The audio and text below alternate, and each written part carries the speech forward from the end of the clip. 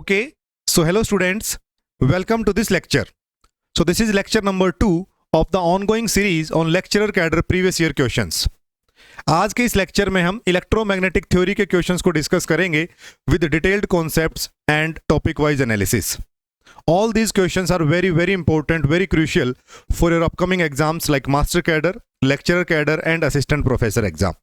अच्छे से समझेंगे, कॉन्सेप्ट्स को नोट डाउन करेंगे और कोई भी डाउट होगा तो पूछेंगे. ठीक है, तो चलिए शुरू करते हैं. Question number 1 from electromagnetic theory. So a plane electromagnetic wave traveling in a free space is incident normally on a glass plate of refractive index 1.5. If there is no absorption by the glass, its reflectivity is. Normal incidence का case है, free space से and say this is glass N2 जिसका refractive index हमें 1.5 given है और N1 for the free space is 1. It is incidenting normally. Normal incidence का case है. तो रिफ्लेक्टिविटी का फॉर्मूला क्या होता है? आर का, रिफ्लेक्शन कोफिशिएंट नॉर्मल इंसिडेंस में N1 minus N2 divide by N1 plus N2 का square. N1 minus N2 divide by N1 plus N2 का स्क्वायर. तो very easy question now. 1 minus 1.5 divide by 1 plus 1.5 whole square. तो it will be equal to 0.5 divide by 2.5 square और ये हो जाएगा 1/25 और अगर परसेंटेज में देखेंगे तो it will be 4%. 4% reflectivity will be there. 4% reflectivity will be there, that is option A. Transmission coefficient पूछा होता तो 4n1 n2 divide by n1 plus n2 का स्क्वायर, या इसको भी r plus T equal to 1 भी कर सकते हैं, लेकिन अगर फॉर्मूला से करना है तो t is equal to 4n1 n2 divide by n1 plus n2 का स्क्वायर. ये क्लासरूम क्वेश्चन है, डायरेक्ट आपके नोटबुक में भी कराया हुआ है and this question has also been asked in previous year questions. ठीक है, so this is how we can calculate reflectivity if two mediums are given and a wave is traveling from one medium to the another medium. ठीक है, clear है?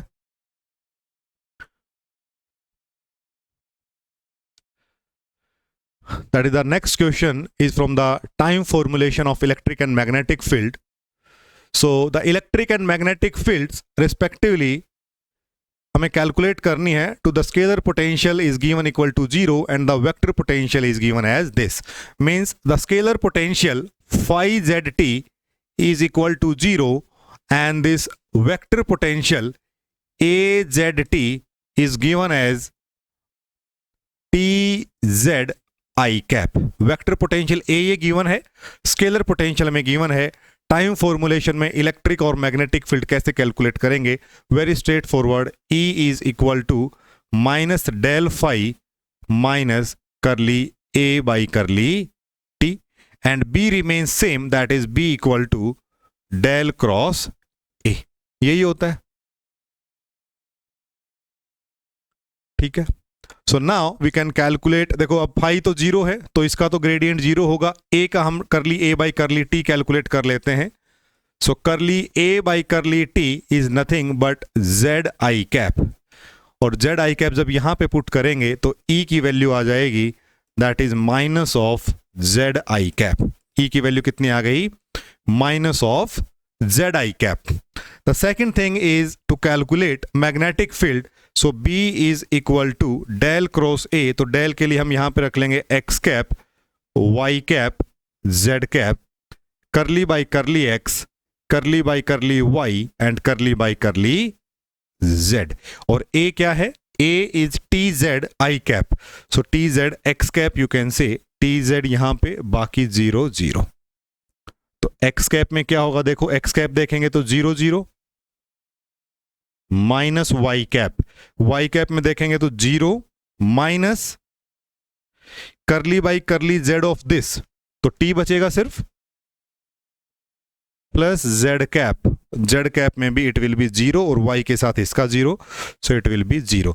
सो only term left is T Y cap या T J cap. जब हम आई जे के में लिखेंगे तो इसको जे कैप लिख देंगे, एक्स वाई में लिख रहे हैं तो एक्स वाई. तो b की जो वैल्यू आई वो है टी जे कैप, और जो ई की वैल्यू आई है इलेक्ट्रिक फील्ड की, that is minus Z I cap. Now you can सी कि कौन सा ऑप्शन सही है। So option D, that is minus Z I cap and T J cap is the correct option. ये क्वेश्चन भी बहुत बार पूछा जाता है कि टाइम वेरिंग फील्ड्स में जब हम इलेक्ट्रिक एंड मैग्नेटिक फील्ड लिखते हैं in terms of scalar potential and vector potential. ठीक है, तो इस क्वेश्चन को करने से दो उद्देश्य पूरे हो जाते हैं एग्जामिनर के। First is the knowledge of electromagnetic theory और the second is the knowledge of vector analysis. अब डायरेक्ट कर्ल पूछने के बजाय, ग्रेडियंट पूछने के बजाय ऐसे क्वेश्चन पूछने की संभावना ज़्यादा होती है कि उसमें आपके दो केसेस बन जाएं कि आपको ईएमटी की भी नॉलेज है और दूसरी आपको वेक्टर एनालिसिस की भी नॉलेज है कि how to calculate the curl, divergence and gradient of the given quantities. ठीक है, so option D is the correct option for this question. आगे बढ़ते हैं। The question is again from EM waves. देखो क्या है क्वेश्चन।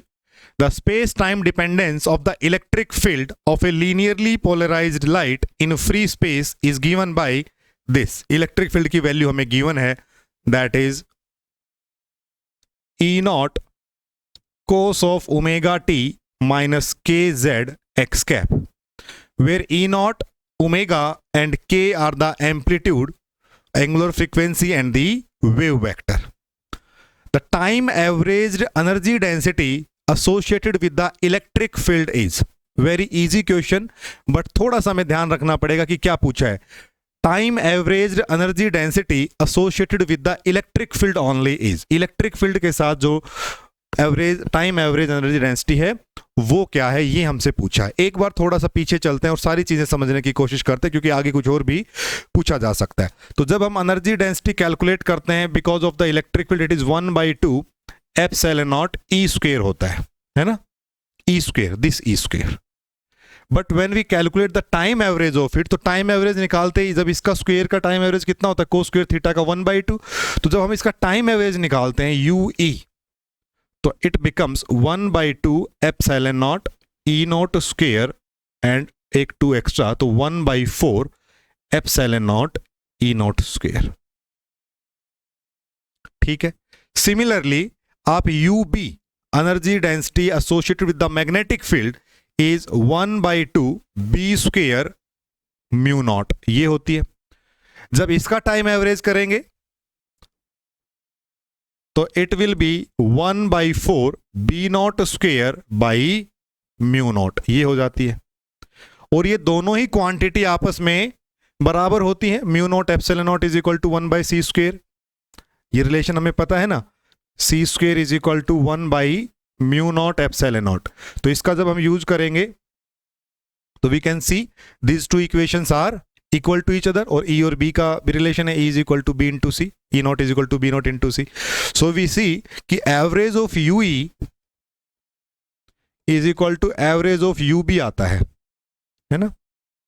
तो हमसे पूछा है time average density associated with the electric field only is 1/4 epsilon not E not square, पहली चीज। तो हमारा क्वेश्चन तो यहां पे सोल्व हो गया, 1/4 epsilon not E not square.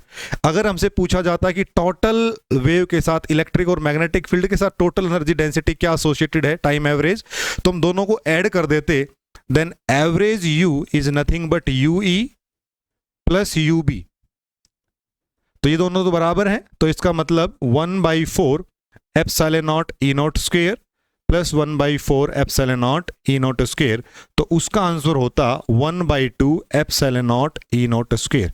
अगर टोटल पूछी है टाइम एवरेज तो ये है, इलेक्ट्रिक फील्ड के साथ पूछी है तो ये है, मैग्नेटिक फील्ड के साथ पूछी है तो ये है। बात समझ में आ गई। इसी को मैं अगर मैग्नेटिक फील्ड की सेंस में लिखना चाहूं तो 1/2 B not square by mu naught, total में अगर उसके रूप में लिखना है हमने मैग्नेटिक फील्ड की सेंस में तो ऐसे आएगा।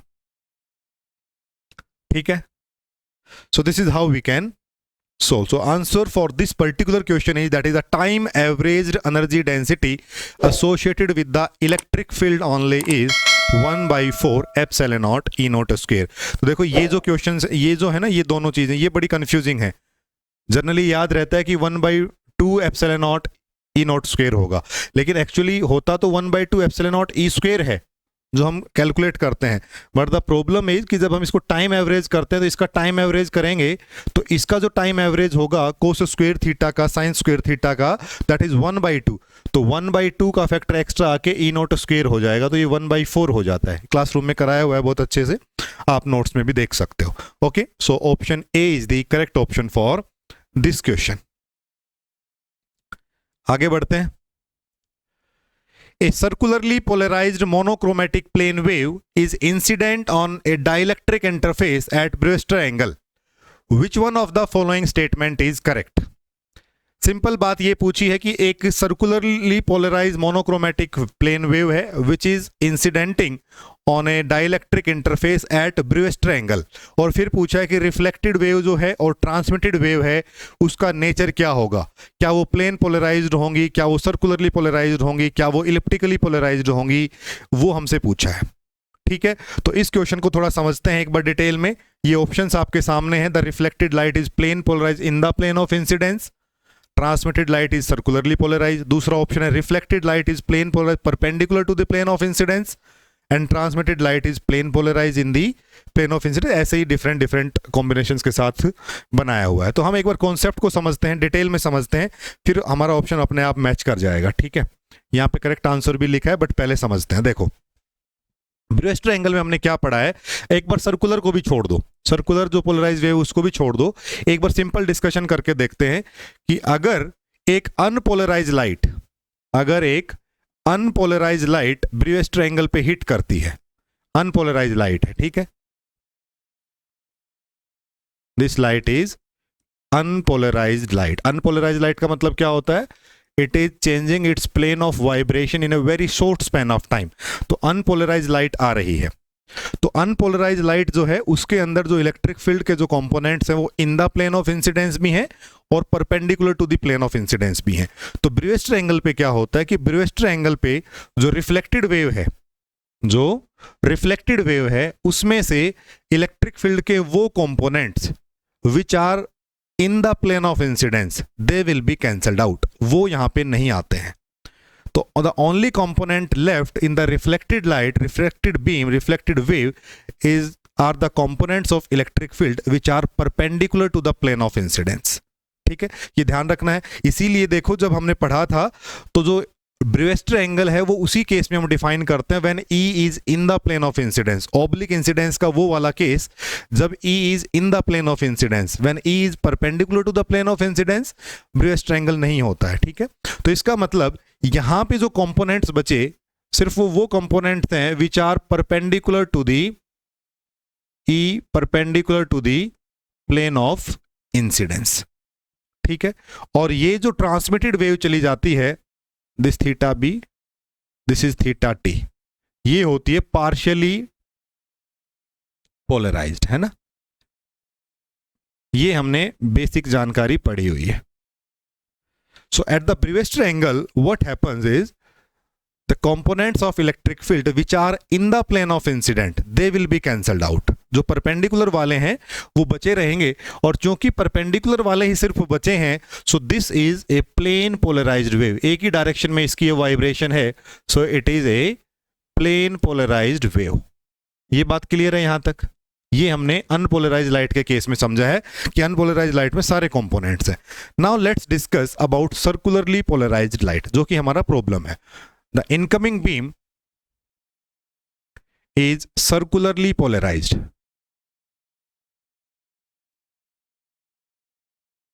Is circularly polarised. तो सर्कुलरली पोलराइज्ड वेव होती कौन सी सबसे पहले, which has two orthogonal linearly polarised components and having a phase difference of 90 degree.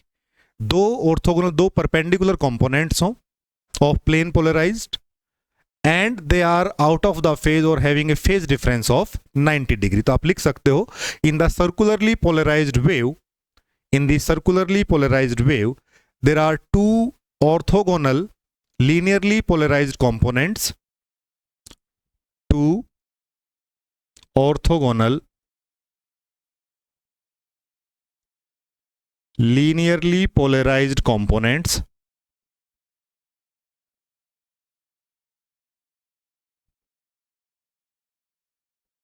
of equal amplitude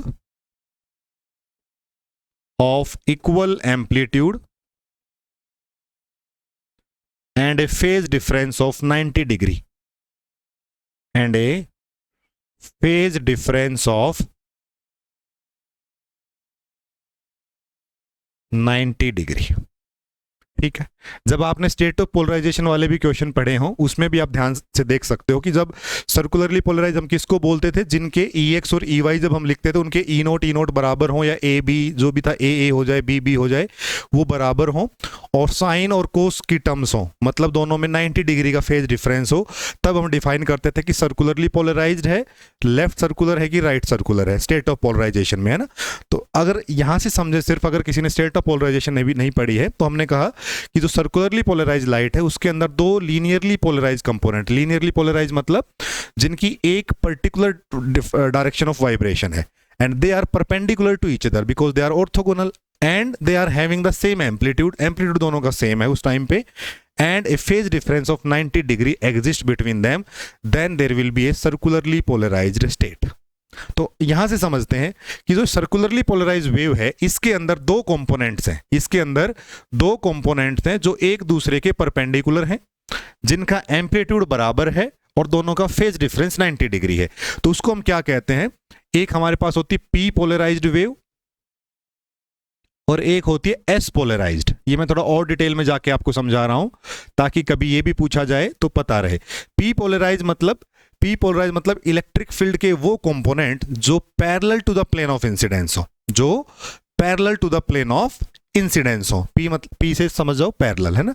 तो पी पोलराइज कौन से हैं, यहां पे लिख दूं, कहां पे लिखूं, यहां लिख देता हूं, विच आर, चलो इधर लिख देते हैं, पी पोलराइज्ड का मतलब क्या हुआ, which are parallel to plane of incidence, electric field के वो कंपोनेंट्स जो parallel to the plane of incidence है वो कहलाएंगे पी पोलराइज्ड। और दूसरा एक पैरेलल है, दोनों ऑर्थोगोनल है, तो दूसरा इसके परपेंडिकुलर होगा, है ना। तो that is the S polarised. S polarised कौन से हैं,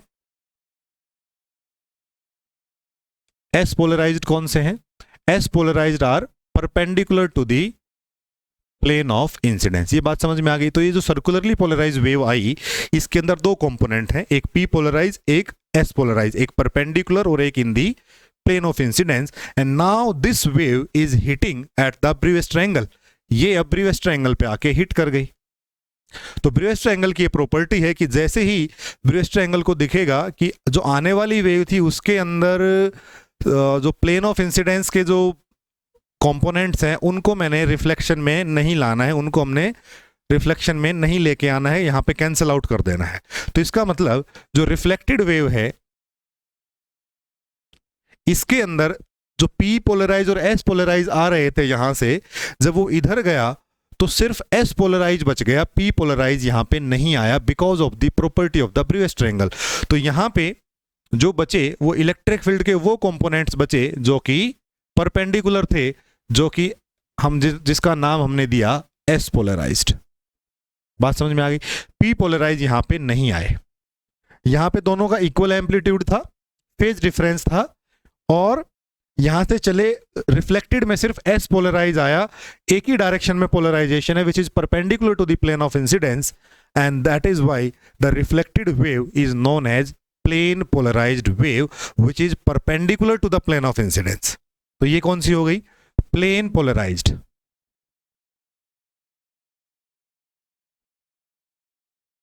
plane polarised wave which is perpendicular to the plane of incidence. बात समझ में आ गई, क्लियर है। जो ट्रांसमिटेड वेव आई है एट एंगल थीटा टी, ये एंगल भी कितना होता है पता है ना आपको, theta B plus theta T is 90 degree, ये भी होता है। एनीवे, तो जो ट्रांसमिटेड आई उसके अंदर अब क्या है, उसके अंदर पी पोलराइज कंपोनेंट इधर तो नहीं गए, इधर मिले हैं, इसमें तो आएंगे पी पोलराइज। यहां पे एज इट इज, क्योंकि यहां पे कोई भी पी पोलराइज नहीं गया है, तो p polarized components are here in this, and s polarized components are partially reflected in this, and some of the s polarized components are transmitted. तो यहां पे कुछ s polarized भी हैं, कुछ s polarized भी हैं, मतलब परपेंडिकुलर वाले भी हैं और पैरेलल वाले भी हैं.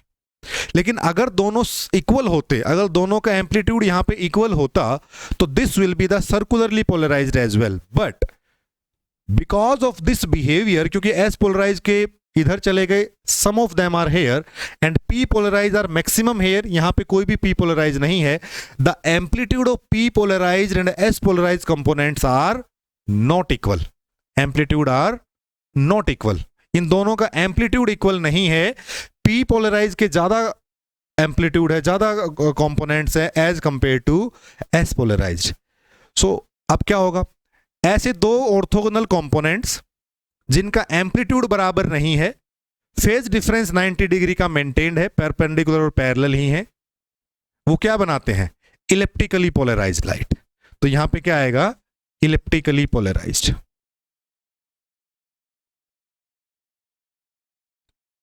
अगर तो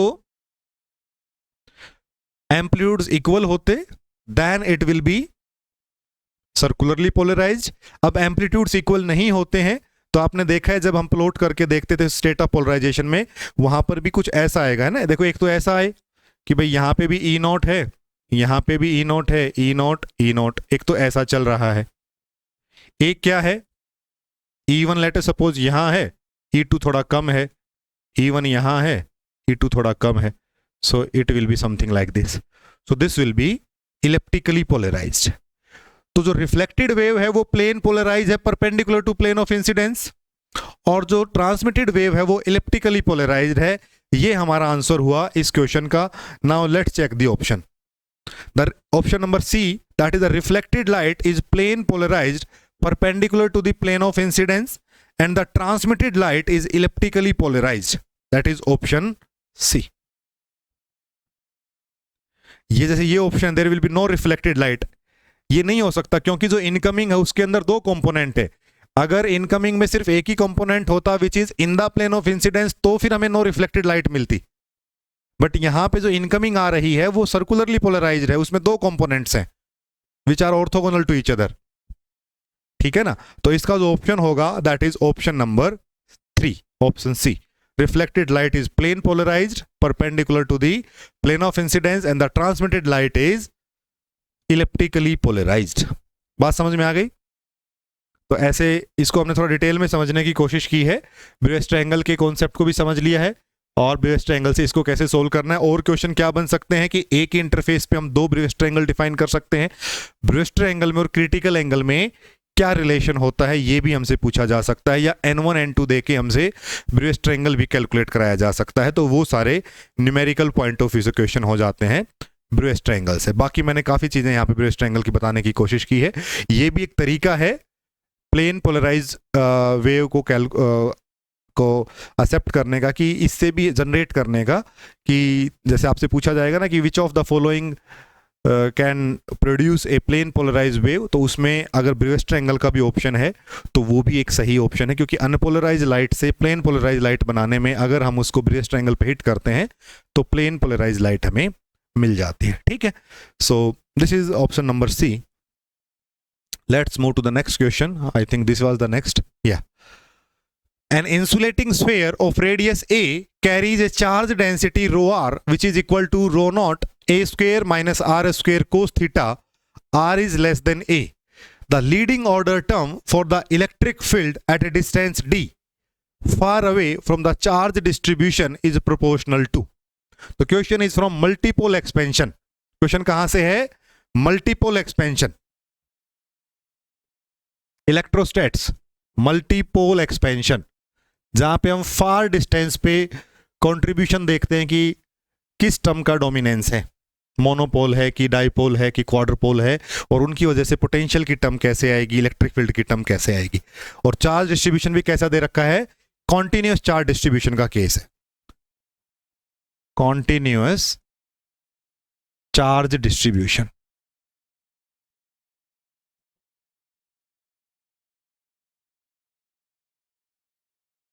ठीक है, तो क्या करते हैं, सबसे पहले क्या चेक करेंगे कि मोनोपोल क्यू मोनो कितना है। क्यू मोनो के लिए क्या करते हैं, Q mono is equal to rho d tau. देखो टाइम फ्रेम के हिसाब से ये क्वेश्चन थोड़ा सा लेंदी है, तो ये भी समझना होता है कि हमें कितने टाइम इसको देना है। ठीक है, तो Q mono is equal to rho d tau से अगर हम सोल्व करने की कोशिश करें, एक स्फेयर है रेडियस ए, तो रो नॉट, तो कांस्टेंट आ गया बाहर, A square minus are square cos theta, are square sine theta, D R D theta D phi. Radius is from 0 to A, 0 to pi theta and 0 से 2 पाई पाई। अच्छा, पूरा कैलकुलेट करने की बजाय मुझे ये देखना है कि क्या नॉन जीरो है कि जीरो है। अगर नॉन जीरो है तो हमें पता है कि जो डोमिनेंस आएगा वो first non zero order term से आता है, तो वो क्यू मोनोपोल की वजह से हम देख लेंगे कि क्या डिपेंडेंस है।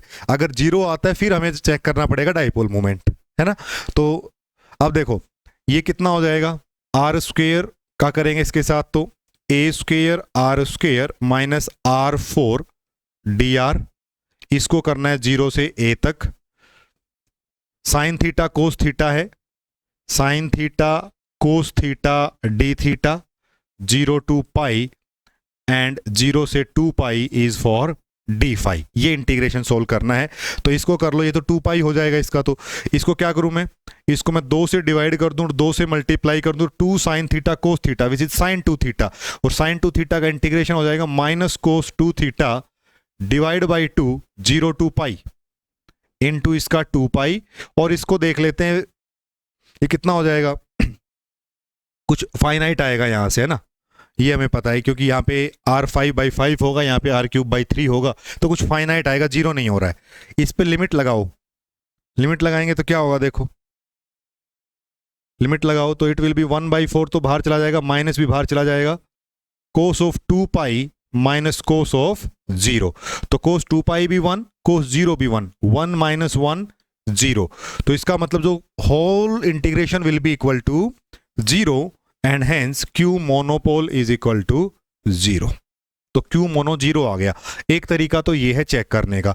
दूसरा, अगर थोड़ा सा स्मार्ट वे में जाएं तो हमें ये सब ना भी करना पड़े, तो हमें पता है कि जो चार्ज डेंसिटी है rho R, that is directly proportional to cos theta है, थीटा पे इसकी ये डिपेंडेंस है। तो कोस थीटा का हमें पता है कि अगर हम हेमिस्फीयर पे चलें तो 0 से π/2, 0 से पाई होती है ना थीटा की लिमिट, 0 टू पाई होती है, तो 0 टू π/2 इसकी वैल्यू पॉजिटिव रहेगी charge distribution, 0 to π/2 to pi negative रहेगी, π/2 पे इक्वेटर पे ये 0 रहेगा। तो यहां से भी पता चल रहा है कि जो टोटल चार्ज है वो 0 आएगा, तो इसकी भी जरूरत नहीं है, ठीक है ना। तो फिर डायरेक्ट यहां से पता चल जाएगा। अब देखो 1 नंबर का क्वेश्चन है, 1 मिनट में करना है। अभी ये भी पता नहीं चला कि पहली नॉन जीरो टर्म कौन सी है, तो उस टाइम पे क्या हो सकता है, जैसे आपको ये पता चल गया क्यू मोनो, तो फिर आप ये मान के चल सकते हैं कि भाई जैसा टाइम फ्रेम गिवन है, जो क्वेश्चन का जितना टाइम हमें मिल रहा है, जैसा एग्जाम का के मार्क्स हमें मिल रहे हैं पर्टिकुलर क्वेश्चन के, 1 नंबर का क्वेश्चन है, तो फिर ये डेडली श्योर है कि जो डाइपोल मोमेंट है वो नॉन जीरो आएगा। डाइपोल मोमेंट के तीनों कंपोनेंट जीरो आए और फिर क्वाड्रुपोल कौन कैलकुलेट करेगा, इतना तो क्वेश्चन नहीं देगा। तो फिर यहां से पता चल जाएगा भाई क्यू मोनो अगर जीरो आ गया है तो द श्योर थिंग इज कि जो डाइपोल मोमेंट है पी वो नॉन जीरो आएगा, और डाइपोल मोमेंट नॉन जीरो आएगा तो इसका मतलब अगर ये नॉन जीरो आया तो पोटेंशियल हो जाएगा 1/d² और इलेक्ट्रिक फील्ड हो जाएगी 1/d³ पे, ठीक है। तो ये ऐसे एक वाइज गैस करके चल सकते हो क्योंकि टाइम भी बचाना है। लेकिन अभी हम एक बार समझ भी लेते हैं कि P नॉन जीरो आ रहा है या नहीं आ रहा है। Q मोनो तो जीरो आ गया। अब जरा चलते हैं डाइपोल पे। तो डाइपोल में हम कैसे करेंगे, पहला कंपोनेंट Px निकालेंगे, तो x y z, x क्या होगा, that is r sine theta cos phi, ये होगा। बट स्फेरिकल में क्या होता है, x is equal to r sine theta cos phi, y is equal to r sine theta sine phi and z is equal to r cos theta. तो जब हम dipole moment calculate करते हैं तो कंपोनेंट वाइज करते हैं, r sine theta cos phi into this rho naught a square minus r square cos theta, rho naught a square minus r square cos theta into d tau, that is r square sin theta dr d theta d phi, और 3 integration 0 to a, 0 to pi and 0 to 2 pi। ठीक है जी। अब देखो are वालों को तो एक बार के लिए साइड कर दो, क्योंकि इससे कुछ ना कुछ आ ही जाएगा। थीटा और फाई पे फोकस कर लो। तो थीटा और फाई की टर्म कौन सी, sine theta cos theta sine theta. तो ये कितना हो गया, sine square theta cos theta D theta 0 to pi. और फाई की टर्म कौन सी है, cos phi, that is cos phi D phi 0 से 2 पाई। आर वाले को छोड़ दिया क्योंकि हमें वैल्यू कैलकुलेट एग्जैक्टली नहीं करनी है, हमें ये देखना है कि नॉन जीरो है कि जीरो है। तो कोस फाई का integration that is sine phi 0 से 2 pi. You can see sine 2 pi 0, sine 0 0, तो यही टर्म 0 कर देगी पूरे को। तो पी एक्स जो है वो 0 हो जाएगा, पी एक्स इज 0।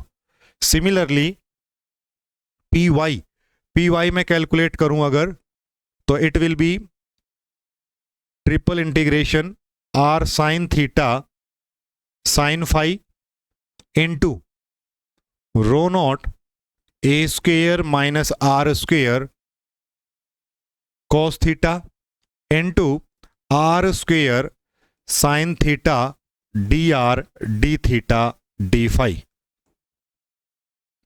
अब देखो इसमें थीटा कलेक्ट कर लो, sine theta cos theta sine theta, ये तो यहां पे आ गया sine square theta into cos theta D theta 0 to pi. And what about phi term, phi term है sine phi, that is sine phi D phi 0 to 2 pi. Sine phi का integration minus cos phi 0 to 2 pi, minus बाहर है cos 2 pi minus cos 0, तो cos 2 pi is 1, 1 minus 1 that is again 0। तो ये term फिर से 0 कर देगी and hence P Y is also equal to 0। Now let's move to the P Z component, the third component of the dipole moment, that is P Z. P Z is r cos theta into rho naught A square minus are square cos theta are square sine theta D R D theta D phi. तो इस बार देखो are वाले जो components हैं इनसे कोई भी खतरा नहीं है। फाई जो 0 कर रहा था इस बार साइन फाई कोस फाई की टर्म भी नहीं है, तो डी फाई भी 2 पाई आ जाएगा। सिर्फ थीटा वाली टर्म को सोल्व करके देख लो, that is cos square theta sine theta D theta 0 to pi. इसको कैसे करें, कोस थीटा को अगर मैं टी पुट कर लूं तो it will be minus sine theta D theta equal to d t, equal to d T. तो ये कितना हो जाएगा देखो, t square and minus of d T, तो कितना हो जाएगा माइनस टी क्यूब बाई 3, और इसको मैं वापस से लिख दूं तो माइनस 1/3 कोस क्यूब थीटा। और अब लिमिट लगा देते हैं 0 से पाई, 0 से पाई, तो क्या होगा माइनस 1/3 इंटू कोस क्यूब पाई। तो कोस पाई इज -1, -1 की पावर 3 -1, माइनस कोस 0 इज 1, तो इट इज 2/3। ये आ गया नॉन जीरो टर्म। तो इसका मतलब the first non zero term is the third component of dipole moment and hence the overall dipole moment is non-zero. तो जो dipole moment P है that is not equal to 0, so the contribution, the dominant contribution in the electric field and the potential will come from the dipole term. तो dipole की वजह से potential क्या होता है 1/d square, और electric field क्या होती है 1/d क्यूब। अगर r दे रखा है तो r square r cube, d distance पे देख रहे हैं तो d स्क्वेयर d क्यूब। तो हमारा जो आंसर होगा for electric field is 1/d cube. ठीक है, 1/d क्यूब, d-3, ये आंसर होगा। अब देखो, अब एग्जाम पॉइंट ऑफ व्यू से वही मैंने कहा कि अगर हम ये सब करके देखते हैं तो बहुत टाइम चला जाएगा, इतना टाइम नहीं लगाना चाहिए एक नंबर के क्वेश्चन पे, इतने पे हम और क्वेश्चन कर सकते हैं। But the smart guess here कि भाई अगर क्यू मोनो 0 आ गया तो फिर आप श्योर हो गए हो कि क्वाड्रपोल तक तो बात नहीं जाएगी, ठीक है ना, क्योंकि इतना तो एग्जामिनर ने भी सोचा होगा कि कितना टाइम हमने देना है, तो उनका थॉट प्रोसेस भी यही होगा कि क्यू मोनो अगर 0 आते ही यू कैन थिंक कि डाइपोल मोमेंट अगर नॉन जीरो होगा तो क्या आएगा, ठीक है। So this is P not equal to 0 and the dominance of dipole term in the electric field D minus cube, ठीक है। तो ऐसे हमने चेक करना है, ये हमने लिखा हुआ है ना सभी की, क्यू मोनो अगर नॉन जीरो है तो उसकी वजह से क्या क्या आएगा, 1/r स्क्वेयर, फिर 1/r square, 1/r cube, 1/r cube, 1/r for potential electric field की values. So this is from that concept of multipole expansion. The next question is from magnetostatics. Magnetostatics. A magnetic dipole moment M is placed in a non-uniform magnetic field. Is placed in a non-uniform magnetic field B. If the position vector of the dipole is R, the torque acting on the dipole moment about the origin is. कि जो dipole M है वो पहले तो रखा है non uniform magnetic field में, तो जैसे ही नॉन यूनिफॉर्म मैग्नेटिक फील्ड में आपने रखा, आप समझ गए कि वहां पे एक फोर्स भी लगेगा, क्योंकि जो फोर्स की जो फील्ड की वैल्यू है that is non uniform and hence there will be a force, net resultant force, है ना। डाइपोल में यही होता है कि यूनिफॉर्म फील्ड है तो आपका फोर्स 0 है, नॉन यूनिफॉर्म है तो आपको फोर्स वहां पे लगेगा। तो नॉन यूनिफॉर्म मैग्नेटिक फील्ड से ये पता चल गया कि जो डाइपोल मोमेंट M जो रखा हुआ है इसके ऊपर एक नेट फोर्स होगा, एक नेट फोर्स होगा।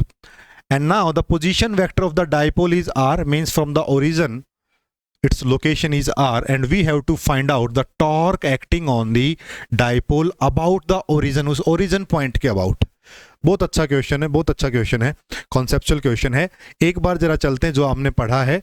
हमने पढ़ा है कि अगर नॉन यूनिफॉर्म फील्ड है, अगर नॉन यूनिफॉर्म फील्ड है, उस केस में अगर पूछा जाए कि torque about the centre of the dipole क्या होगा, torque about the center of the dipole,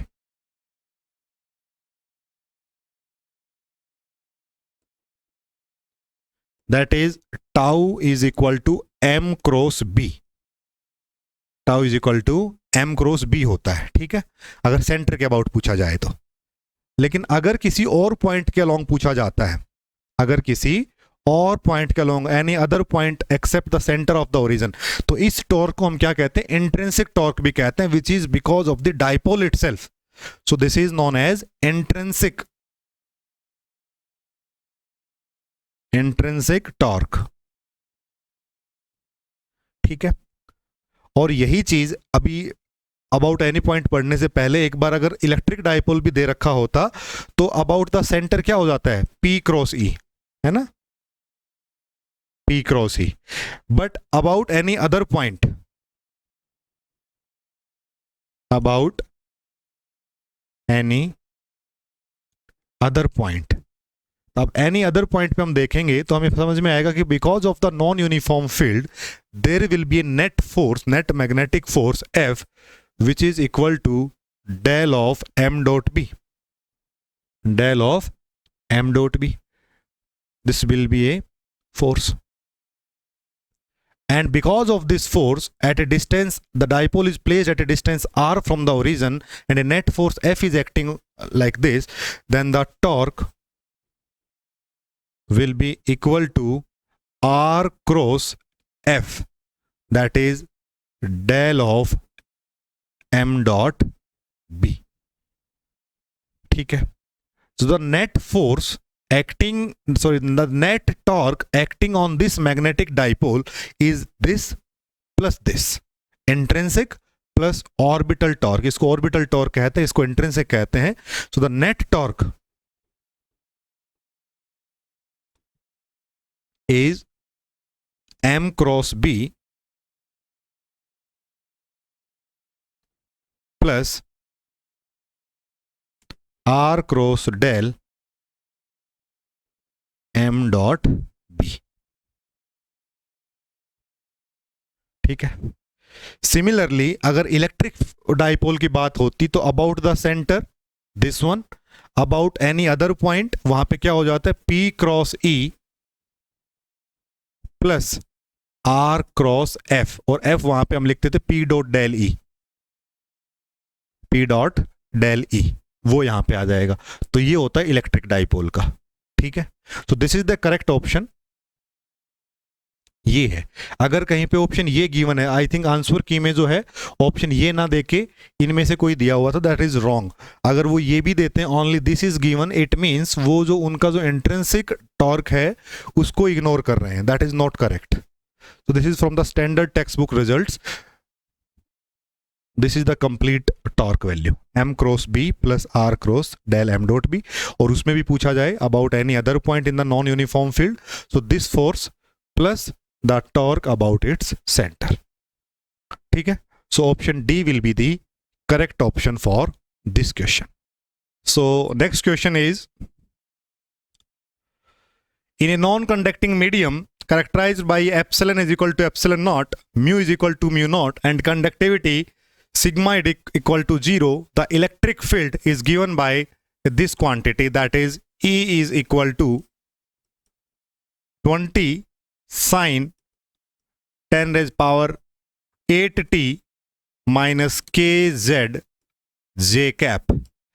Then the magnetic field is given by, magnetic field H calculate करना है। ठीक है, so question is from again EM waves, electric field given है, magnetic field calculate करनी कैसे करोगे। एक बार options पे भी नजर लगा लो कि ऑप्शंस में जैसे जनरली हम लिखते हैं kz माइनस ओमेगा टी है ना, तो लेकिन ऑप्शंस में ओमेगा टी माइनस kz में है, तो इसको चेंज करने की भी जरूरत नहीं है। ठीक है, तो अगर हमें B कैलकुलेट करना होता है, B क्या होता है, B is equal to 1/c K cap cross E, यही फॉर्मूला होता है। E से B में जाने 1/c K cap cross E, और इसका K कैप क्या है, जब भी हमने पढ़ा हुआ है कि KZ माइनस ओमेगा टी हो या ओमेगा टी माइनस KZ हो, wave is travelling in the positive Z direction, wave is travelling in the positive Z direction. तो यहां पे जो K कैप है, K cap is nothing but Z cap, K cap is nothing but Z cap. So let's calculate, B is equal to 1/c Z cap cross, ये सारा तो constant है, it is J cap here and से 20 sin 10 raised power 8t minus kz। ठीक है, तो Z cap cross Y cap, ये क्या होगा, x y z, Z cap cross Y cap is minus of x cap, तो it will be minus of 20 sin 10 raised power 8t minus kz divide by c, and से ये I cap में दे रखा है तो x कैप की जगह मैं I कैप ही लिख देता हूं। ठीक है, ये K कैप था, K cap. So now this is B, but we have to find out H. We have to find out H. So B is equal to mu H होता है, but mu is equal to mu naught here. So it is B is equal to mu naught H. H is equal to B by mu naught. So that is minus 20 by C into mu naught sine of 10 raised power 8t minus kz I cap. ये आ गया। ठीक है, अब देखो कुछ कुछ मिलता जुलता आ रहा है, लेकिन K का फैक्टर मिसिंग है, K हमारे पास नहीं है। K कहां से आएगा, omega is equal to KC होता है, तो C इज nothing but omega by K, तो it is equal to minus of 20 mu naught, और C को मैं क्या लिख दूं, omega K sine of 10 raised power 8t minus kz I cap, minus kz I cap.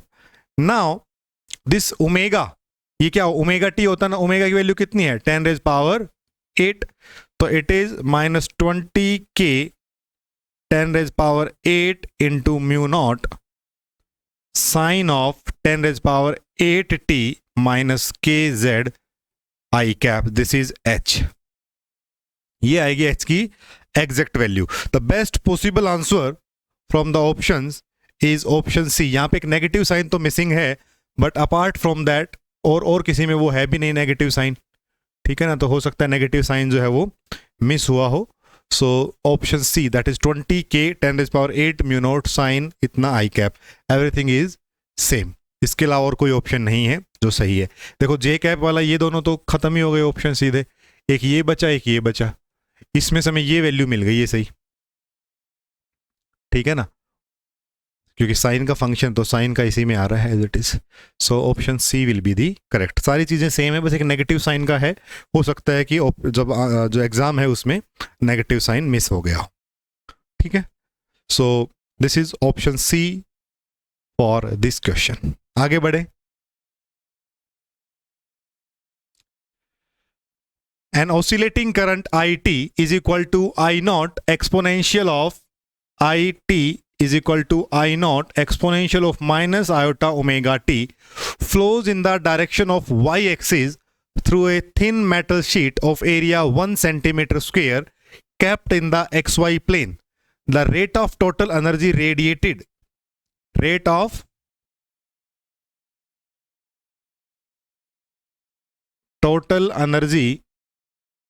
radiated per unit area,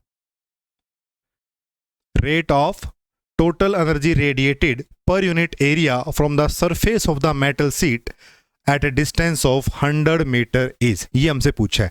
rate of energy is energy per unit time, that is power by area, ये हमसे पूछिए quantity power by area.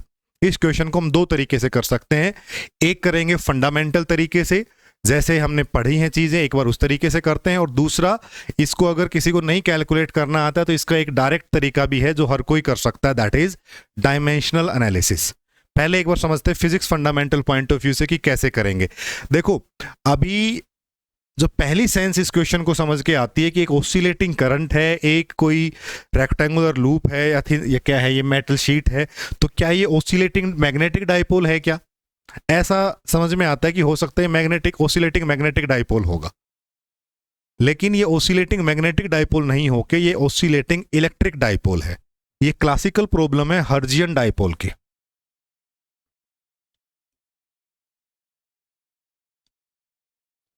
अगर तो current जो है magnetic dipole कब बनता है, अगर तो करंट जो है ऐसे हम कहते हैं कि एक थिन शीट है, एक थिन लूप है, उसके पेरीमीटर पे ऐसे मूव कर रहा है और वो current is changing, then there will be the possibility of magnetic dipole, तब हम उसको मैग्नेटिक डाइपोल कहते हैं।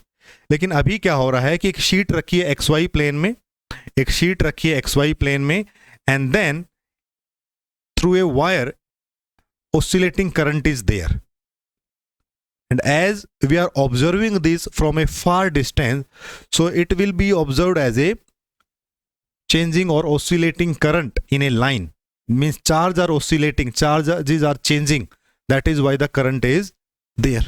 So this is a problem of electric dipole. अगर हम इसको मैग्नेटिक डाइपोल वाले से करने चलेंगे तो आंसर भी नहीं आएगा और कॉन्सेप्ट भी सही नहीं है। तो it is a problem of, क्योंकि लूप में करंट नहीं दौड़ रहा है, लूप के थ्रू करंट जा रहा है, ठीक है, तो वो एक यहाँ पे मेन कंसर्न है समझने का। तो देखो जो पावर होती है, पावर का फॉर्मूला क्या होता है, that is P naught square omega 4 12 pi C epsilon naught C cube, I think this is the formula, P naught square omega 4 12 pi epsilon naught C cube. ये आपने किया है power radiated by oscillating electric dipole, by oscillating electric dipole, बात सही है। तो देखो P not calculate कर लेते हैं हम। पी नॉट क्या होता है, P naught is nothing but Q into L. सो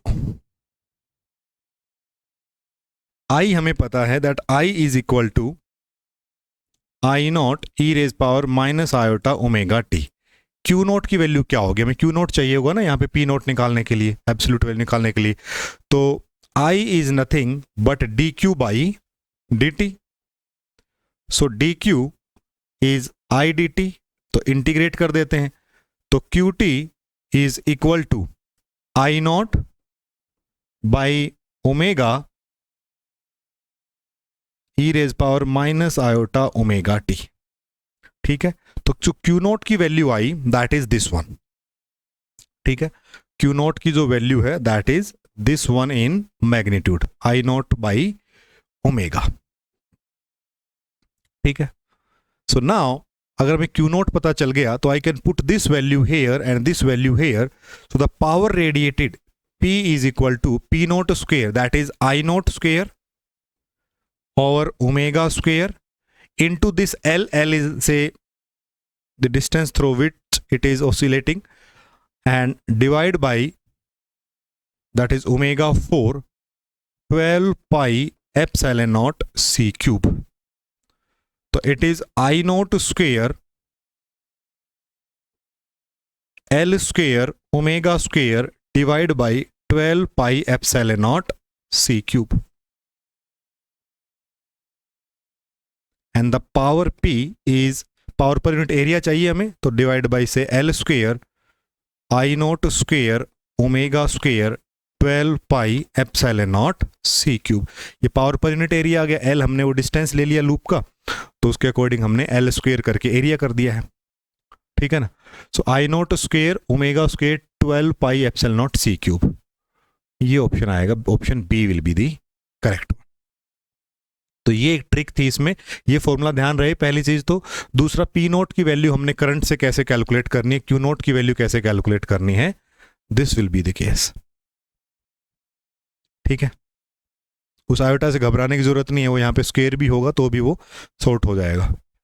ठीक है, तो एक तरीका तो ये है। दूसरा क्या है कि इसको आप ऐसे क्वेश्चंस अगर समझ में ना आए कभी, है ना, ऐसा क्वेश्चन आगे कभी आ जाए, मैग्नेटिक डाइपोल के केस में आ जाए, इलेक्ट्रिक डाइपोल के केस में आ जाए, तो क्या कर सकते हो, तो आप एक काम यहाँ पे कर सकते हो कि डायमेंशनल एनालिसिस हमेशा वर्क करेगा। लेफ्ट हैंड साइड में क्या है, पावर पर यूनिट एरिया है, energy per unit time and then per unit area. तो पावर पर यूनिट एरिया के डायमेंशन निकाल लो, पावर का डायमेंशन एनालिसिस कर लो और एरिया का। तो यहाँ पे एक लेफ्ट हैंड साइड में जो हमें क्वांटिटी निकालनी है उसका डायमेंशन आ जाएगा। यहाँ पे क्या करो, ये करंट है तो करंट का को करंट ही मान लो, आई रख लो एक टाइम के लिए, ओमेगा को टी माइनस वन, सी क्यूब क्या है, distance over time, L T minus one होता है ना, तो एल टी माइनस वन की पावर 3 कर दो, और एप्सिलॉन नॉट का निकाल लो फोर्स से।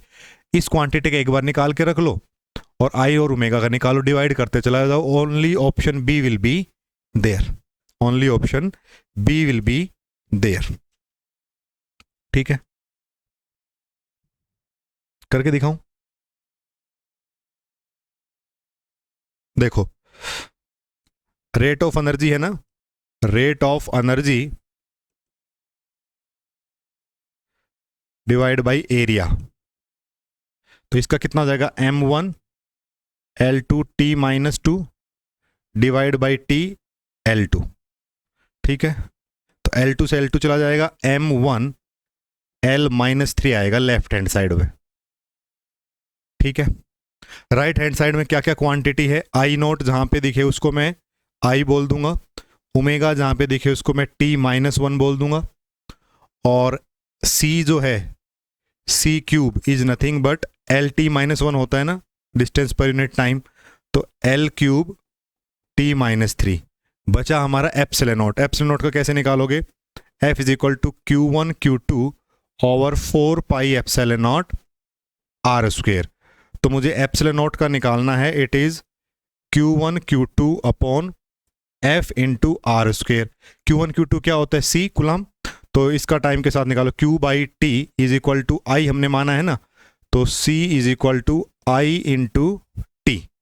तो ये कितना हो जाएगा, C square which is equal to I square T square divide by force M1 L2 T minus 2,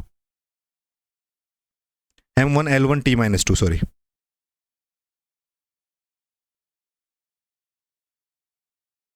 M1 L1 T minus 2 into R square that is L square. तो it is I square T square divide by M1 L cube T minus 2। ठीक है, ये आ गया आपका epsilon naught का। तो नीचे हर बार epsilon naught C cube है ना, तो एप्सिलॉन नॉट और सी क्यूब का मैं एक ही बार निकाल लेता हूं। तो epsilon L cube T minus 3 into आई square T square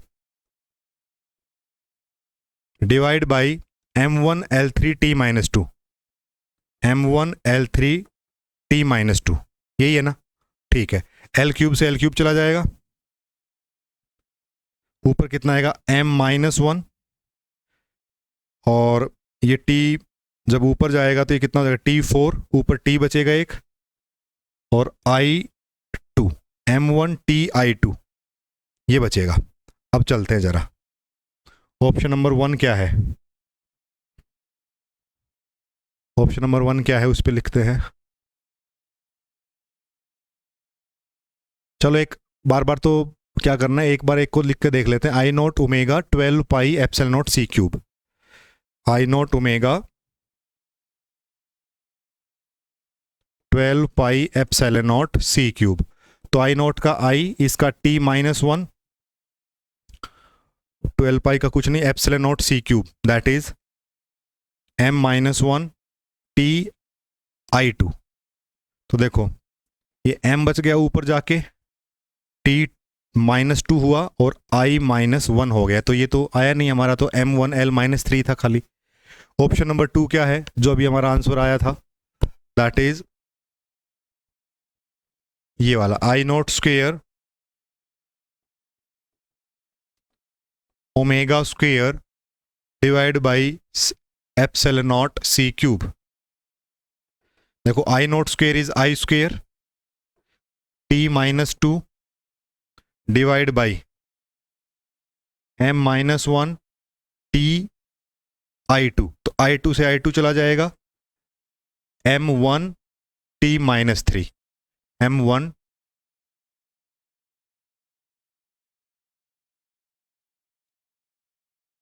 t minus 3। तो यहां पे भी t माइनस 3 था ना, ये l नहीं आएगा, t माइनस 3 भाई, t l तो चला गया ना, m1 t minus 3, m1 t minus 3, इसी का जो है डायमेंशन जो है मैच करेगा, बाकी दोनों ऑप्शन जो और रहेगा उनका भी नहीं करेगा, ठीक है ना। तो ऐसे भी हमें आना चाहिए, अगर कई बार हमें ऐसी क्वांटिटी नजर आए कि ये कैलकुलेट करना है राइट हैंड साइड में क्या है, तो डायमेंशनल एनालिसिस जो वो तो हमेशा एक कोर फिजिक्स है, वो तो हमेशा ही वैलिड होगी, ठीक है ना। तो कई बार ऐसा होता है कि भाई अभी जैसे इसी प्रॉब्लम में हमें समझ में नहीं आ रहा, तो बाकी क्वांटिटी सारी नोन है, तो डायमेंशनल एनालिसिस से भी हम आंसर तक पहुंच सकते हैं, जैसे हमने दूसरा मेथड इसमें करके देखा, ठीक है ना। So this is how we can do this question as well. काफी अच्छा क्वेश्चन था, दोनों तरीके से हमने कर लिया, एक बार डायमेंशनल एनालिसिस से भी और दूसरा फिजिक्स पॉइंट ऑफ व्यू से भी। ऑसिलेटिंग इलेक्ट्रिक डाइपोल का केस लेके top question is from radiation, radiation में पढ़ते हैं हम ये क्वेश्चन, है ना। रेडिएशन में जहाँ पे हमने ऑसिलेटिंग इलेक्ट्रिक चार्ज वाला केस पढ़ा है, इलेक्ट्रिक डाइपोल, मैग्नेटिक डाइपोल, और उनकी जो डिपेंडेंस है वो पॉइंटिंग वेक्टर एंड पावर पे, ठीक है। आगे देखो, question is from the image charge problem. Image charge, a point charge q of mass m is kept at a distance d below a grounded infinite conducting sheet which lies in the xy plane. For what value of d will be the charge remains stationary? Charge stationary रहे, d की वो क्या value हमें रखनी होगी, ठीक है। Let us suppose यहां पे हमारे पास एक कंडक्टिंग इनफाइनाइट कंडक्टिंग शीट रखी है, ठीक है। सो a point charge q and mass m is at a distance d from here. So say from origin this is distance d where a charge q of q and mass m is placed. So it is a typical image charge problem. हमें पूछा है कि d की क्या value हो कि this charge should remain stationary. तो इस चार्ज पे दो फोर्स लगेंगे, पहला लगेगा that is because of the gravity, that is mg नीचे की तरफ, and the second one is because of the sheet itself. तो एक चार्ज और एक शीट की प्रॉब्लम को हम 2 पॉइंट चार्ज प्रॉब्लम में कन्वर्ट कर लेते हैं। कैसे करते हैं कि अगर ये ओरिजिन है, इससे डिस्टेंस d पे एक चार्ज q रखा है, तो इससे अपोजिट डिस्टेंस d पे opposite charge minus Q place होता है। तो इस चार्ज क्यू को ये वाला चार्ज क्यू अपनी तरफ अट्रैक्ट करेगा। This charge Q will experience A attractive force because of this minus q, and there will be a force that is mg here, and there will be a force because of minus q. So whenever these two forces will balance out, at that moment we can say कि charge q जो है वो यहीं पे रहेगा। तो इसको कैसे कैलकुलेट करेंगे? f minus q क्या होगा? that is q square by 4 pi epsilon naught, and the distance is 2d का square, that is 4d square। ये तो हो गया फोर्स जो ऊपर की तरफ खींच रहा है, और ये हो गया फोर्स जो इसको नीचे की तरफ खींच रहा है। इन दोनों को अगर हम रख दें बराबर, तो हमारे पास वो सिचुएशन आ जाएगी कि forces are now balanced out. mg is equal to Q square by 16 pi epsilon naught D square. मुझे वैल्यू कैलकुलेट करनी है डी की, so D square is Q square over 16 pi epsilon naught mg, और d का जब under root करेंगे इधर, तो q डिवाइड बाई 4 आ जाएगा बाहर, और ये आ जाएगा mg pi epsilon not. q divide by 4 mg pi epsilon not. Option A will be the correct option. Very simple problem from the image charge concept, from the image charge concept. तो image charge से एक बहुत बार question आते हैं, 2-3 charges दे सकते हैं, उससे पूछा जा सकता है, ऐसा कोई क्वेश्चन पूछा जा सकता है। आपको जो क्लासरूम में पढ़ाया है वो तो और भी एडवांस पढ़ाए हुए हैं कि कब वो गिरने लगेगा, तो किस डिस्टेंस पे कितने टाइम पे होगा, कब हिट करेगा, वो सब चीज़ें हमने कैलकुलेट की हुई हैं। But exam point of view से एक तो जो इनफाइनाइट कंडक्टिंग शीट और एक इनफाइनाइट कंडक्टिंग स्फेयर, एक इनफाइनाइट कंडक्टिंग स्फेयर बड़ा इंपॉर्टेंट है नाउअडेज। तो आपको उसमें भी ये पता होना चाहिए कि क्यू डैश जो होता है वो क्या होगा और किस डिस्टेंस पे प्रोड्यूस होगा। वो अगर फिर हम उसको एक पॉइंट चार्ज और एक इनफाइनाइट कंडक्टिंग स्फेयर की प्रॉब्लम को 2 पॉइंट चार्ज से रिप्लेस करके फोर्स, एनर्जी और वो सब चीजें कैलकुलेट कर सकते हैं, ठीक है ना। So this was a basic question from the image charge problem. So again this question is from the radiation. यहां से देख लो, डायरेक्ट क्वेश्चन पूछे जा रहे हैं। When a charged particle emits electromagnetic radiation, the electric field E and the pointing vector, that is 1 by mu naught E cross B, at a large distance r from the emitter vary as 1 by r raised power n and 1 by r raised power m respectively.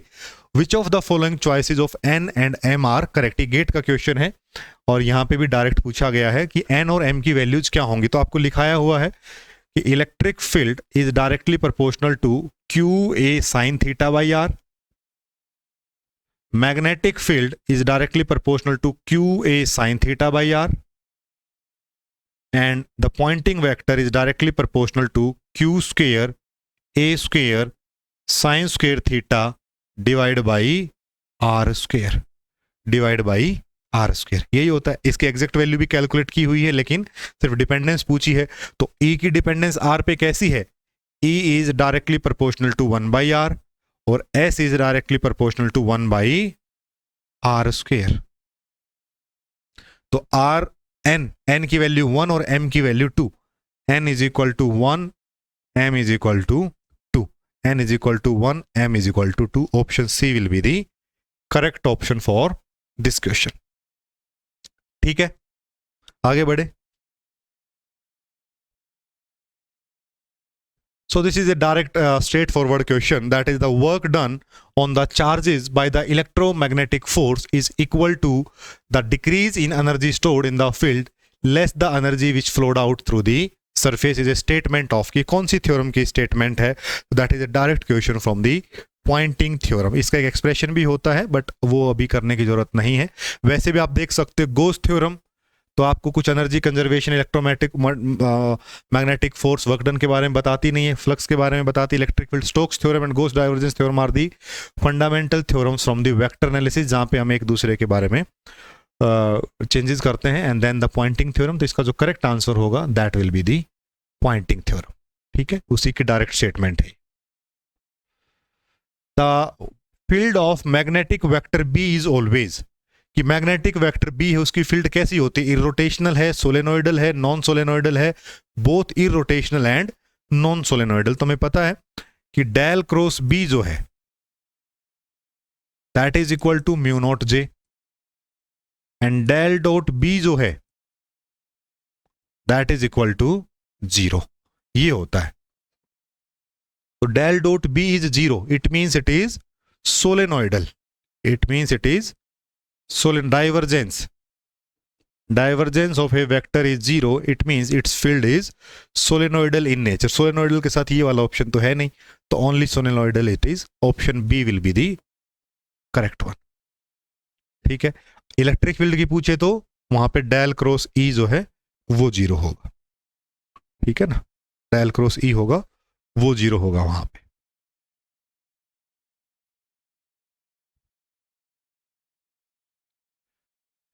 So this is also a very good question from the state of polarization। state of polarization जो last lecture में आपको पढ़ाया है वहां से question है। The state of polarization when the x and y components of the electric field is given by the equation। देखो Ex दिया है, ध्यान से समझेंगे इस क्वेश्चन को, बहुत अच्छा क्वेश्चन है। E naught sine of kz minus omega T plus pi by 3 and Ey is equal to E naught sin kz minus omega T minus pi by 6। हमसे पूछा है कि अगर ये एक्स और वाई कंपोनेंट इलेक्ट्रिक फील्ड के, सो state of polarisation क्या है, क्या वो लीनियरली पोलराइज्ड स्टेट है, क्या वो सर्कुलरली है या इलेप्टिकल है, लेफ्ट है कि राइट है, ये हमसे पूछा है। ठीक है, तो अभी तक जब हम करते थे तो सिंपली हमें मिलता था कि भाई के जेड माइनस ओमेगा टी के रूप में है या कोई एक में फेज दे रखा है, तो हमें इन दोनों का फेज डिफरेंस ही देखना अल्टीमेटली कि दोनों में फेज डिफरेंस कितना है। तो दोनों में फेज डिफरेंस कितना देखो, अगर मैं फाई एक्स कहूं पाई बाई 3 है और फाई वाई कहूं that is minus pi by 6, तो जो डेल फाई है phase difference between these two, phi x minus phi y is equal to pi by 3 minus pi by 6 which is equal to 2 pi plus pi which is equal to 3 pi by 6 and it is equal to pi by 2। Pi by 2 का phase difference है दोनों में कितने का difference है, पाई by 2 का। तो अभी अभी हमने इसी लेक्चर में एक बात पढ़ी थी कि ऐसे कंपोनेंट्स अगर वो ऑर्थोगोनल हो और तो ई एक्स ई वाई हो गए हमारे पास, और उन दोनों के बीच में 90 डिग्री का फेज डिफरेंस हो और एम्पलीट्यूड उनके बराबर हो, तो वो सर्कुलरली पोलराइज्ड होते हैं, तो आएगा तो अब इनमें से कोई राइट सर्कुलर या लेफ्ट सर्कुलर। ये बात तो हमें इस कॉन्सेप्ट से ही पता चल गई कि फेज डिफरेंस दोनों में कितना है, पाई बाई 2 का है। पाई बाई 2 का फेज डिफरेंस है, एम्पलीट्यूड सेम है, दोनों एक्स और Y component perpendicular to each हैं, it means there will be the circular polarized state. But what which circular, right और लेफ्ट, उसके लिए हमें कैलकुलेट करना पड़ेगा। इसको मैं और थोड़ा आसान कर दूं अगर आपके लिए, कि मुझे ये मैटर नहीं करता कि E x plus pi by 3 और E y minus pi by 6 लिखूं, ऐसे करूं। मुझे ये पता कि अल्टीमेटली दोनों के बीच में जो फेज डिफरेंस है वो 90 डिग्री का आया है, तो मैं एक किसी में ऐड कर दूं, एक को 0 मान लूं, बात तो वही है कि नहीं भाई। दोनों का मतलब पर्टिकुलर इंडिविजुअल क्या है उसके मुकाबले दोनों का रिलेटिव फेज डिफरेंस क्या है वो अगर मैं लिख लूं, उसकी जानकारी मुझे है, तो अपना काम तो उसी से हो जाएगा। तो अगर मैं ई एक्स को ही लिख दूं ऐसे, E X is equal to E naught sine of K Z minus omega T plus pi by 2, है ना भाई, फाई एक्स अहेड है ना पाई बाई 2 से, तो इसका मतलब इसमें मैं पाई बाई 2 कर दूं और ई वाई को लिख दूं that is E naught sine के जेड माइनस ओमेगा टी। तो भी बात तो वही है, दोनों में प्लस पाई बाई 2 का डिफरेंस है, यहां भी प्लस पाई बाई 2 का आया था, तो इससे थोड़ी सी आपकी लाइफ और आसान हो जाएगी समझने में। तो ऐसे समझ लो इसको। अब हमने क्या किया, जब स्टेट ऑफ पोलराइजेशन देखते हैं तो इसको जेड को 0 कर दो, और एक बात दिमाग में रख लो कि भाई वेव किस डायरेक्शन में प्रोपगेट कर रही है, that is propagating in plus Z direction. ये बहुत अच्छा कॉन्सेप्ट है एक, इससे कभी भी कंफ्यूजन नहीं होगा, ठीक है ना। इसको ध्यान से समझेंगे, कभी कंफ्यूजन नहीं होगा कि लेफ्ट है कि राइट है, वो सारे जो साइन कन्वेंशन है वो सब क्लियर हो जाएंगे इससे। देखो अब क्या अगर इसको 0 कर लो तो E X is equal to E naught sine of pi by 2 minus omega T लिख दूं, और ई वाई को लिख देता हूं E naught sine of minus omega T है, तो sine of minus omega T, तो यहाँ पे माइनस बाहर आ जाएगा, minus E naught sine omega T, minus E naught है ये, ठीक है, ये माइनस है यहाँ पे, भूलना नहीं है।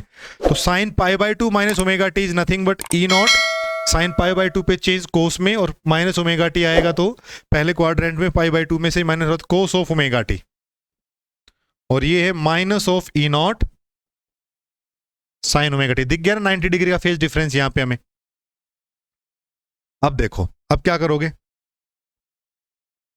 अब हम एक टेबल बनाते थे कि omega T E x E y, ठीक है, तो ओमेगा टी को जीरो रखो एक बार, तो जब जीरो रखेंगे तो ई एक्स की वैल्यू ई नॉट है और ई वाई की वैल्यू जीरो है।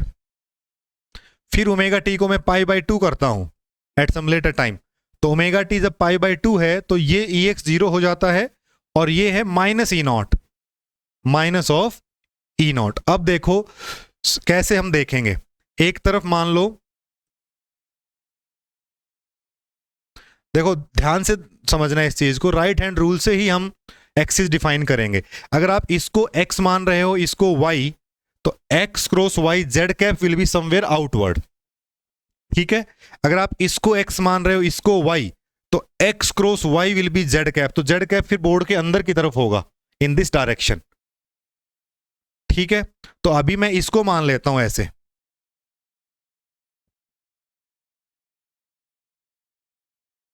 ठीक है, तो ये है ई एक्स और इधर है ई वाई। तो जब ओमेगा टी जीरो था तो ई एक्स ई नॉट था, से इट इज ई नॉट, और जब पाई बाई टू है तो ई वाई की वैल्यू है माइनस ई नॉट, तो मतलब थोड़ी देर बाद ये इधर आ गया है, वेक्टर की जो टिप है वो इधर आई है। इट इज टाइम जैसे जैसे स्पेंड हो रहा है ऐसे मूव कर रहा है, टाइम जो है जैसे जैसे बढ़ रहा है ऐसे मूव कर रहा है ये, it is moving clockwise and Z cap is somewhere in the outward direction. Outward के लिए यहां पे डॉट कर दिया, Z is somewhere here, X cross Y Z is here. अब जो एग्जैक्ट रूल है जिससे सारे कॉन्फ्लिक्ट दूर हो सकते हैं वो क्या है कि हम ये समझें कि जेड जो वेव की जो ट्रेवलिंग डायरेक्शन है ना, उसमें हमने अपना थंब रखना है। ये बात ध्यान से समझेंगे, जो वेव ट्रेवल की जो डायरेक्शन है उसकी डायरेक्शन में अपना थंब रखेंगे और देखेंगे कि कौन से हाथ की उंगलियां इजीली कर्ल हो रही हैं इन the direction of rotation of this vector. अब देखो, अगर मैं थंब को रखता हूं, राइट हैंड के थंब को रखता हूं इन the direction of the wave propagation which is this direction which is towards you, outside है z, so it means thumb is in this side and my fingers are curling in this way, यहां पे comfortably curl हो रही हैं। तो अगर तो ये वेव ऐसे जा रही होती, अगर तो ये ऐसे होती तो मैं इसको कहता कि इट इज राइट हैंड से वो कर्ल हो रही है ना, तो it is right circular polarized, it is right circular polarized. अब इधर से तो हो नहीं रही है ना, अब ये ऐसी तो चलेगी आगे आगे, in this way, in this way, in this way. तो अगर मैं ऐसे रखता हूं तो कर्ल तो नहीं हो रहा, इधर तो नहीं होगा, इधर होगा, तो राइट तो नहीं है ये। फिर मैं लेफ्ट हैंड से ट्राई करता हूं कि अगर मैं लेफ्ट हैंड से रखूं, thumb is in the direction of travelling of the wave, then the fingers are curling in this direction easily, तो यहां पे कर्ल हो रहा है। So because of the selection the direction rule, the left hand fingers are curling in the direction of the rotation of the tip of vector, it means it is left circularly polarized, it is left circularly polarized।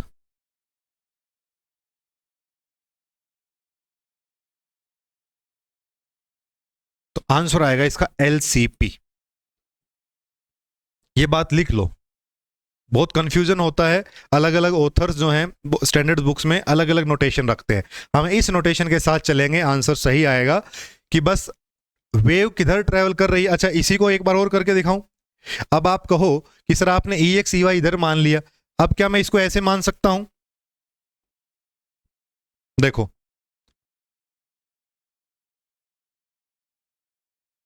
अगर मैं इधर E Y ई x मानूं और इधर E Y मान लेता हूं, ठीक है, तो जेड किधर बनेगा? E x into E y, मतलब x इंटू वाई, तो z इधर है, अंदर की तरफ है। तो now the z direction is inside the plane of the paper, is inside the plane of the board. तो z इधर है, अंदर की तरफ है, ठीक है ना। अब हमने क्या करना है, अब समझो, when ex is E not, यहां पे ई नॉट था, और ey is minus E not, minus E not इधर होगा। सो it is moving like this. अगर हम ऐसी नोटेशन लेते तो ऐसा आ रहा है। अब कैसे चेक करेंगे, अब अगर राइट हैंड से देखना है, राइट हैंड के according if I put the thumb in the direction of z, curl of the right hand is in this direction, which is the clockwise direction, but the vector is moving in the anti-clockwise direction.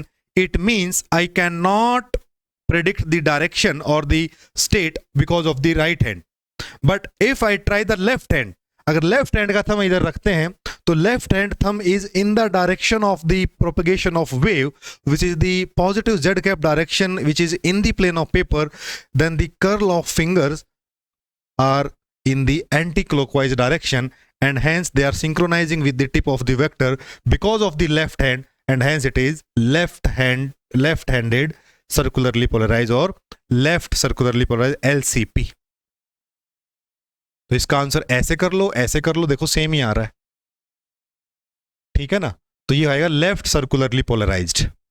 ऐसे समझना है state of पोलराइजेशंस को, ठीक है। आगे बढ़ते हैं। This is a straight forward question. In electromagnetic field which of the following remains invariant under Lorentz transformation. तो ये तो आपको देखते ही पता लग गया होगा, ये तो लिखवाया हुआ है डायरेक्ट आपके नोटबुक में, E square minus C square B square, this is the quantity which remains same और invariant which does not transform under the Lorentz transformation. तो डायरेक्ट है। Now, a particle with an initial velocity v naught I enters a region with an electric field E naught j cap and a magnetic field B naught j cap. The trajectory of the particle will be. देखो, let us suppose ये x direction है, ये y direction है, and say this is z direction. तो plane of the board है x and y, ठीक है, and z is outside the board. अब हो क्या रहा है, तो particle is moving in the direction of I cap. तो पार्टिकल इधर चल रहा है, लेट अस सपोज इधर आया, v नॉट आई कैप के साथ इस डायरेक्शन से मूव कर रहा है। जैसे वो इस रीजन में एंटर करता है, वो देखता है कि इलेक्ट्रिक फील्ड लगी हुई है E naught J cap, electric field लगी हुई है इस डायरेक्शन में, that is E naught J cap, और मैग्नेटिक फील्ड भी लगी हुई है B naught J cap, magnetic field भी लगी हुई है B naught J cap. E and B are parallel to each other, then what will be the trajectory of this particle. तो जैसे पार्टिकल यहां पे आएगा, it will experience a force because of the magnetic field, because of the electric field as well. तो magnetic field की वजह से जो Fm होगा, that is Q V cross B। तो ये तो इसके डायरेक्शन को चेंज करने की कोशिश करेगा, V cross B। V is in the I cap direction and B is in the J cap direction. So particle will move towards Z cap direction. जो net force लगेगा वो क्या होगा, Z cap direction में आएगा। तो because of the magnetic field, it will experience a force and it will bend it in the XZ plane. तो जो Z plane है which is not in the plane of board, वो तो outside की तरफ है ना, X Y Z। तो एक्स जेड प्लेन की तरफ मूव करना शुरू होगा, तो वो प्लेन से बाहर आ जाएगा पहले ही, जैसे मैग्नेटिक फोर्स लगेगा। तो जैसे ही मैग्नेटिक फोर्स लगेगा x z, because of the magnetic force it will bend in the x z force, x z plane, and now the electric force will act. तो इलेक्ट्रिक फोर्स क्या करेगा, it will accelerate it in the y cap direction. तो कुछ ऐसा बाहर आएगा और ऐसा चलेगा ऊपर की तरफ, means it will not confined in the plane. And also because this E is continuously acting on it, so there will be the increase in the pitch of the motion. So the answer will be, it will not be confined to any plane. ना तो ellipse होगा, cycloid तो तब होता है जब E और B perpendicular होते हैं, ऐसे ऐसे ऐसे चल रहा होता है वो तो, है ना।